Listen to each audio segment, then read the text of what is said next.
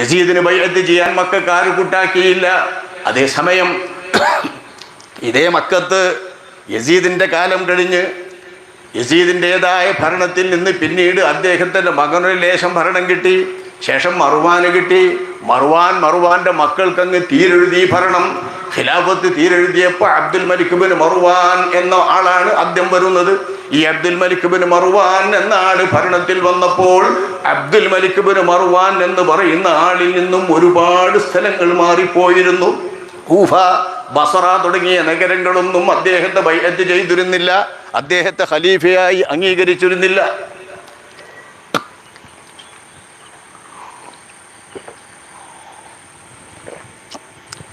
ഈ കാര്യം ശരിപ്പെടുത്താൻ ഉയിർത്തെഴുന്നേറ്റ ഒരു മനുഷ്യൻ്റെ പേരാണ് Hajjaj bin Yusuf. Hajjaj bin Yusuf അസ്സഖഫി, സഖീഫ് ഗോത്രക്കാരനായ ഹജ്ജാജ്. അഷ്റഫുൽ ഖൽഖ് സ്വല്ലല്ലാഹു അലൈഹി വസല്ലമ തങ്ങൾ പറഞ്ഞ ഹദീസ് ഇമാം നബവി റളിയല്ലാഹു അൻഹു തങ്ങൾ പറയുന്നു. ഹജ്ജാജിനെ കുറിച്ചാണ് ആ ഹദീസ് എന്ന് പറയുന്നത്. ഉലമാക്കന്മാർ ഏകോപിച്ചിരിക്കുന്നു. അല്ലാഹുവിൻ്റെ റസൂൽ പറഞ്ഞത് 2 കള്ളന്മാർ സഖീഫ് ഗോത്രത്തിൽ നിന്നും ഉണ്ടാകും. ഇന്ന ഫീ സഖീഫ് കസ്സാബൻ വ മുബീറ. ഒരു റിപ്പോർട്ടിൽ കസ്സാബൈൻ, അവരുടെ കൂട്ടത്തിൽ നിന്ന് രണ്ടാമത് വരുന്നവൻ മുബീർ കൂടിയാണ്. അയാൾ അതിലേറെ ശക്തനാണ്, ആദ്യത്തെ ആളെക്കാൾ കഠിനനാണ്, മോശക്കാരനാണ് എന്ന് അഷ്റഫുൽ ഖൽഖ് സ്വല്ലല്ലാഹു അലൈഹി വസല്ലമ തങ്ങൾ പറഞ്ഞ ആ ഹജ്ജാജ് ബിൻ യൂസുഫ് എന്ന് പറയുന്ന ആട് പേരൊന്നും അല്ലാഹുവിൻ്റെ റസൂൽ പറഞ്ഞിട്ടില്ല. സഖീഫ് ഗോത്രത്തിൽ വരും എന്ന് പറഞ്ഞപ്പോഴേക്ക് തന്നെ ആ സഖീഫ് ഗോത്രത്തിൽ വരുന്ന ആൾ നോക്കണം. മുബീർ എന്ന് പറഞ്ഞതിൻ്റെ അർത്ഥം ക്രൂര കൊലയാളി എന്നാണ്. ഖത്താൽ, ക്രൂര കൊലയാളി. കൊലന്നതേറ്റ് വാളേറ്റാണ് മൂപ്പർ നടക്കുന്നത് തന്നെ, ഹജ്ജാജിൻ്റെ വാൾ. ആ കൊലയാളിയായി നിന്ന അദ്ദേഹം എത്രായിരം ആളുകൾ, എത്ര മുസ്ലിമീങ്ങളെയാണ് ഈ ഭരണം അബ്ദുൽ മലിക് ബിൻ മർവാൻ സ്ഥാപിക്കാനും എല്ലാ രാജ്യവും അയാൾക്ക് കീഴ്പ്പെടുത്താനും വേണ്ടി പരിശ്രമിച്ചു കൊണ്ടുപോയത്. അക്കൂട്ടത്തിൽ അദ്ദേഹത്തിന്റെ പരിശ്രമത്തിന്റെ ആദ്യപടിയായി അബ്ദുല്ലാഹ് ഇബ്നു സുബൈർ റളിയല്ലാഹു അൻഹുവിന്റെ നേതൃത്വത്തിൽ മക്ക പിടിച്ചടക്കാനും മക്ക നിവാസികളായ ഹറം നിവാസികളെ അബ്ദുൽ മലിക് ബിൻ മർവാന് ബൈഅത്ത് ചെയ്യിക്കാനും വേണ്ടി നിയോഗിക്കപ്പെടുകയാണ് ഹജ്ജാജ്. ആ ഹജ്ജാജിന്റെ സേന മക്കയിലേക്ക് പോകുന്നു. മക്കയിൽ ഒന്നും പറ്റൂലല്ലോ, മക്കയിൽ ആയുധം ഉപയോഗിക്കാനൊന്നും വയ്യല്ലോ. അതിന് ഇയാൾ എന്താ ചെയ്യുന്നത്? മക്കയിൽ ആയുധം ഉപയോഗിക്കല്ല, മക്കന്റെ പുറത്ത് നാട്ടിവെച്ചിട്ടുള്ള പീരങ്കികൾ, അന്നുണ്ടാക്കപ്പെടുന്ന മിഞ്ചനീക്കുകൾ, പീരങ്കികൾ ഉണ്ടാക്കിയിട്ട് ആ പീരങ്കിയിൽ കല്ല് വെച്ചുകൊണ്ട്, ഇഷ്ടികകളോ വലിയ കല്ലോ ചെറിയ കല്ലോ ഒക്കെ വെച്ചുകൊണ്ട് ലക്ഷ്യസ്ഥാനത്തേക്ക് എത്തിക്കാൻ പറ്റുന്ന വിധത്തിൽ അങ്ങോട്ട് പൊട്ടിച്ചെത്തിക്കുക. അത്തരം കല്ലുകൾ ഹറമിൽ കഅബയുടെ സമീപത്ത് നിസ്കരിച്ചു കൊണ്ടിരിക്കുന്ന അബ്ദുല്ലാഹ് ഇബ്നു സുബൈർ റളിയല്ലാഹു അൻഹുവിന്റെ ശരീരത്തിൽ കല്ലേൽക്കുന്നത് ഈ പീരങ്കിയിൽ നിന്നാണ്. നമ്മൾ ഇപ്പോഴത്തെ പീരങ്കി ചിന്തിക്കും, അന്നത്തെ പീരങ്കി യന്ത്രമല്ല, മറ്റു തരത്തിലുള്ള ഇന്ധനങ്ങളൊന്നുമില്ല, ഇന്ന് നമുക്ക് പറ്റുന്ന തരത്തിലുള്ള ഇന്ധനങ്ങളൊന്നുമില്ല, ഈ സംവിധാനങ്ങളൊന്നും ഇല്ലാത്ത കാലത്ത് ഉണ്ടാക്കപ്പെട്ട വലിയ പീരങ്കിയാണ് മിഞ്ചനീക്ക്.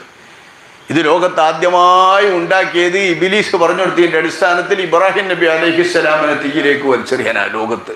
പിന്നെ അവിടെ നിന്ന് ഇങ്ങോട്ട് പോരാ, ഇബ്ലീസാണ് ഇതിൻ്റെ ഗുരു, ഈ മിഞ്ചനീക്കിൻ്റെ ഗുരു. അതിൻ്റെ ഭാഗമായിട്ട് പിന്നെ നമ്മൾ കണ്ടെത്തിയതാണ് ഈ പീരങ്കി എന്നുള്ള സാധനം. അതിൻ്റെ പരിഷ്കരിച്ച പതിപ്പാണ് നമ്മൾ പീരങ്കി. അത് മലയിൽ വെച്ചിട്ട് ആ മലയിൽ നിന്ന് ഹറമിലേക്ക് വരെ കല്ലുകൾ അങ്ങോട്ട് എത്തിക്കുക. അവിടെ പോയി വെട്ടണ്ടെന്നല്ലുള്ളൂ, ഇവിടുന്ന് അങ്ങോട്ട് കല്ല് പോക്കണ്ടെന്ന് പറഞ്ഞിട്ടില്ലല്ലോ എന്നാ. മാത്രമല്ല അതിക്രമം കാണിക്കാൻ വേണ്ടിയിട്ട് മക്കയും ഹറമും ആരെങ്കിലും ഉപയോഗപ്പെടുത്തിയാൽ, ഉദ്ദേശപൂർവം ആരെങ്കിലും വന്നാൽ അവരെ കൊല്ലാം എന്നും അവർക്ക് തിരിച്ചടിക്കാമെന്നും ആയത്ത് തന്നെ ഉണ്ട് എന്നാണ് ഹജ്ജാജ് ന്യായീകരിച്ചിരുന്നത്. മുസാബൊക്കെ നല്ല അറിയുന്ന ആളാണ്, ഖുർആനൊക്കെ നല്ല പഠിച്ച ആളാണ്. ആ നിലയ്ക്ക് ഹജ്ജാജ് എന്ന് പറയുന്ന ആള് ദുർവ്യാഖ്യാനങ്ങൾ ചെയ്തുകൊണ്ട് മക്കയിൽ ഈ പരാക്രമങ്ങൾ കാണിക്കാൻ വേണ്ടി പരിശ്രമിച്ചു. ആ പരാക്രമം മക്ക ഹറമിൽ നടന്നിട്ടുള്ള പോരാട്ടങ്ങൾ എത്രയാ, വമ്പിച്ച പോരാട്ടങ്ങൾ. മക്ക ഹറമിൽ മഹാനായ അബ്ദുല്ലാഹ് ഇബ്നു സുബൈർ റളിയല്ലാഹു അൻഹുവിനെ കൊല്ലുന്നതിന് വേണ്ടി വന്നു. ആരംഭ നബി സല്ലല്ലാഹു അലൈഹി വസല്ലമ തങ്ങൾ സഖീഫ് ഗോത്രത്തിലെ 2 കള്ളന്മാർ, ആ 2 കള്ളന്മാരിൽ നിന്ന് ഒന്ന് പേര് നമ്മൾ പഠിച്ചേക്കാൻ, ഞാൻ അതിൻ്റെ വിശദാംശങ്ങളിലേക്ക് കടക്കുന്നില്ല. മുഖ്താർ ഇബ്നു അബി ഉബൈദ സഖഫി, മുഖ്താർ എന്ന പേരിൽ അറിയപ്പെടുന്ന ആൾ. പേര് ഓർമ്മിക്കാൻ വേഗം നല്ല, അതാണ് മുഖ്താർ.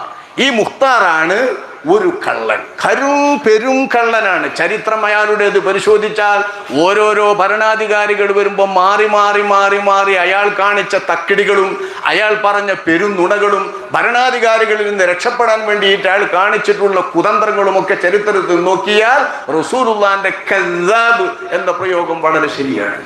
അയാൾക്ക് വഹി ഉണ്ടായിരുന്നു എന്നാണ് ചിന്ത. കാഫിറാന്ന് നമ്മൾ പറയണില്ല. എന്തുകൊണ്ട് എന്ന് വെച്ചാൽ നുബുവത്ത് വാദിച്ചിട്ടല്ല.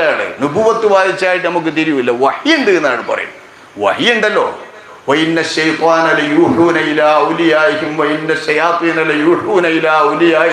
ശൈത്താന്മാർക്കുണ്ടല്ലോ ഒരു വഹി കൊടുക്കാൻ. ആ ശൈത്താന്റെ വഹി ഇയാൾക്കുണ്ടാവും. അതാണ് വാദിച്ചതെന്ന് വെച്ചാൽ കാഫിറാക്കാനൊന്നും വയ്യ. വഹി ഉണ്ട് എന്നേ വാദിച്ചിട്ടുള്ളൂ. ആരെ വഹി എന്ന് പറഞ്ഞിട്ടില്ല. ചെകുത്താന്റെ വഹിയാണോ അള്ളാന്റെ വഹിയാണോ? അള്ളാന്റെ വഹിയാണ് എന്ന് പറഞ്ഞെങ്കിൽ ഇയാൾ കാഫിർ കൂടിയാണ്. അള്ളാഹുവിന്റെ റസൂൽ അയാളെ പറഞ്ഞത് കദ്ദാബ് ദാ മുഖ്താർ. മഹാനായ ഇമാം നവവി പറയുന്നു, ഇത്തഫഖൽ ഉലമാഉ അലാ അന്നൽ മുറാദ ബിൽ കദ്ദാബ് ഹുനാ. ഈ ഹദീസിൽ പറഞ്ഞ സഖീഫ് ഗോത്രക്കാരിലെ കദ്ദാബ് എന്നതുകൊണ്ട് ഉദ്ദേശം മുഖ്താർ ഇബ്നു അബി ഉബൈദ് എന്ന് പറയുന്ന ആളാണ്. അബി ഉബൈദ് നല്ല മനുഷ്യനാ ബാപ്പ. ഇയാൾ കദ്ദാബാണ്. അയാളുടെ ദാരുണമായ അന്ത്യവും ചരിത്രത്തിൽ വിവരിക്കുന്നുണ്ട്. അയാൾക്ക് ശേഷം പിന്നെ നബി തങ്ങൾ പറയുന്നത് ക്രൂര കൊലയാടിയും വരും.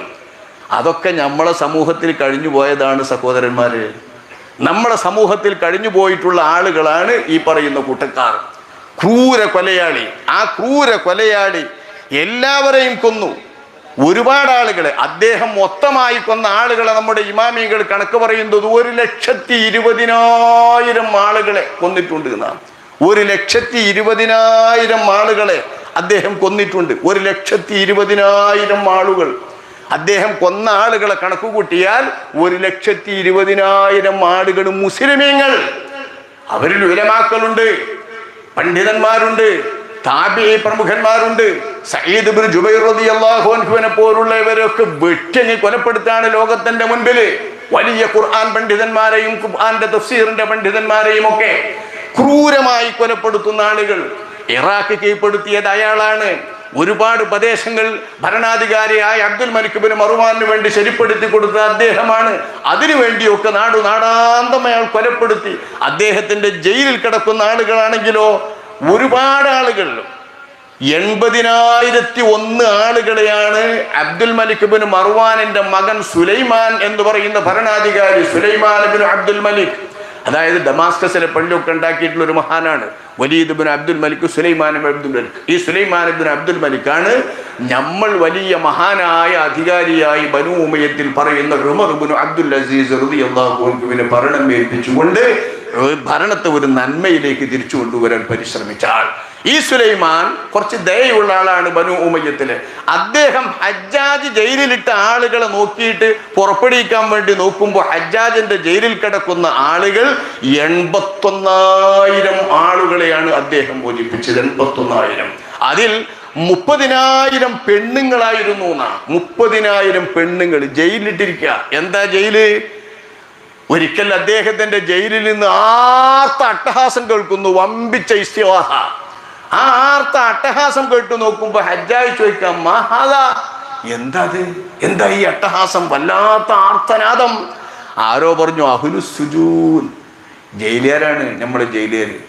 നമ്മൾ കൊണ്ടുനാമ മറ്റേ നാമ എന്നൊക്കെ പറയുന്ന ജയിലിൽ ഒക്കെ ഒക്കെ നമ്മളെ സമൂഹത്തിൽ കഴിഞ്ഞു പോയതാണ്. നമ്മളെ ഭരണാധികാരികൾ അളവിൽ കഴിഞ്ഞു പോയതാണ്. നമ്മളെ ഖിലാഫത്തിൻ്റെയും മുൽക്കിൻ്റെയും കാലത്ത് കഴിഞ്ഞു പോയതാണ് എന്നറിയാനാണ് ഞാൻ പറയുന്നത്. ഈ ജയിലിൽ എന്താണ് ഓല് പറയുന്നത്? ജയിലിൽ നിന്നാണ് എന്ന് പറഞ്ഞപ്പോൾ ഓല് പറയുന്നത് ഖത്തലനൽ ഹർറു, ചൂടോണ്ട് ഇവിടെ കുത്തിരിക്കാൻ വയ്യോന്ന, ജയിലിൽ ചൂടോണ്ടിരിക്കാൻ വയ്യോന്ന് പറഞ്ഞിട്ട് ഞങ്ങൾ ചൂടോണ്ട് ചത്തോ എന്നാണ് ഇവർ ആർക്കുന്നത് എന്ന് പറഞ്ഞപ്പോ ഇയാൾ അതായത് നരകത്തില് ആർത്തട്ടഹസിക്കുന്നതായ ആളുകളോട് മാലിക്കുന്ന മലക്ക് ഇനി മിണ്ടി പോകരുത്, അവിടെ കടന്ന് ചാകും എന്ന് പറഞ്ഞ ആ ശബ്ദമാണ് ഈ ഹജ്ജാജ് പറയുന്നത്. ഈ ക്രൂരനാണ്. അദ്ദേഹത്തിന്റെ ജയിലിൽ നിന്ന് ആർത്തട്ടഹാസം അയാൾ കൂടി നോക്കാൻ. പിന്നെ അതിന്റെ ശേഷം അയാൾ ഒരാഴ്ചയെ ജീവിച്ചിട്ടുള്ളൂ. അതിൻ്റെ ശേഷം ഈ ആൾ അല്ലാഹു തആല കൊണ്ടേ. അങ്ങനെ എത്ര വലിയ വലിയ വലിയ വമ്പന്മാരായി ഈ മണ്ണിൻ്റെ അടിയിൽ കിടക്കണമെന്നറിയോ? അള്ളാഹിന്റെ ഭൂമിന്റെ ഈ മണ്ണിൻ്റെ അടിയിൽ കിടക്കുന്ന ഒരുപാട് ക്രൂരന്മാരുണ്ട്, ഒരുപാട് ഫാസിസ്റ്റുമാരുണ്ട്. നമ്മൾ പേടിക്കുന്ന, നമ്മൾ ആശങ്കപ്പെടുന്ന ഫാസിസ്റ്റുമാരൊക്കെയും മരണപ്പെട്ടു പോകുന്നവരാണ്. അള്ളാഹു കൈകാര്യം ചെയ്യുന്നവരാണ്. അള്ളാഹുവിന്റെ കൈകാര്യത്തിൽ നിന്ന് ആർക്കും മാറി നിൽക്കാൻ കഴിയൂല. അതിൽപ്പെട്ട ഒരാൾ തന്നെയാണ് ഹജ്ജാജ്. ഞാൻ